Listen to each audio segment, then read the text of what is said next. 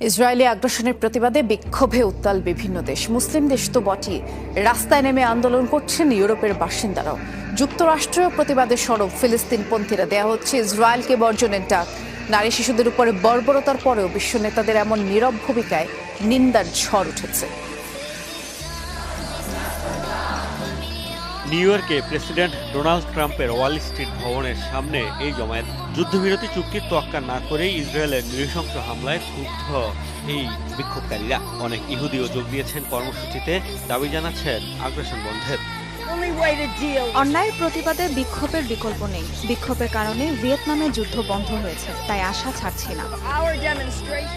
নারী শিশু সহ সাধারণ ফিলিস্তিনিদের উপর লাগাতার বর্বরতায় ঘরে বসে থাকতে পারেননি স্প্যানিশরাও। রাজধানী মাদ্রিদে অসহায় গাজাবাসী সমর্থনে করেছেন র্যালি। বিক্ষোভ হয়েছে আরেক শহর বার্সেলোনায়। ইসরায়েল ও যুক্তরাষ্ট্র বিরোধী স্লোগান উত্তাল, মূল সড়কগুলো দেয়া হয় ইসরায়েলকে বয়কটের ডাক। বিশ্ব নেতাদের নীরব ভূমিকায় ক্ষুব্ধ মানুষ।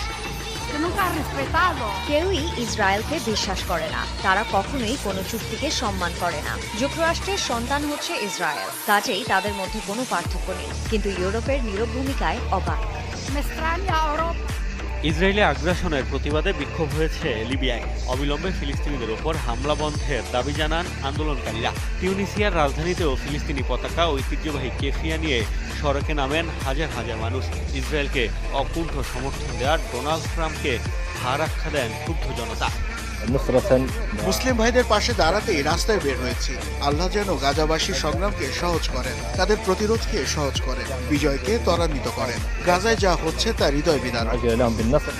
আরবদের বলবো, রাস্তায় নামুন, ফিলিস্তিনিদের পাশে দাঁড়িয়ে ঐতিহাসিক দায়িত্ব পালন করুন। ফ্রান্স, জর্ডান সহ আরও অনেক দেশেই পালিত হয়েছে প্রতিবাদ কর্মসূচি। এর আগে গাজায় বর্বরতম হামলা শুরুর পরই বিশ্বব্যাপী বিক্ষোভের আহ্বান জানায় ফিলিস্তিনের স্বাধীনতাকামী সংগঠন হামাস। মোস্তফা মাহমুদ, যমুনা নিউজ।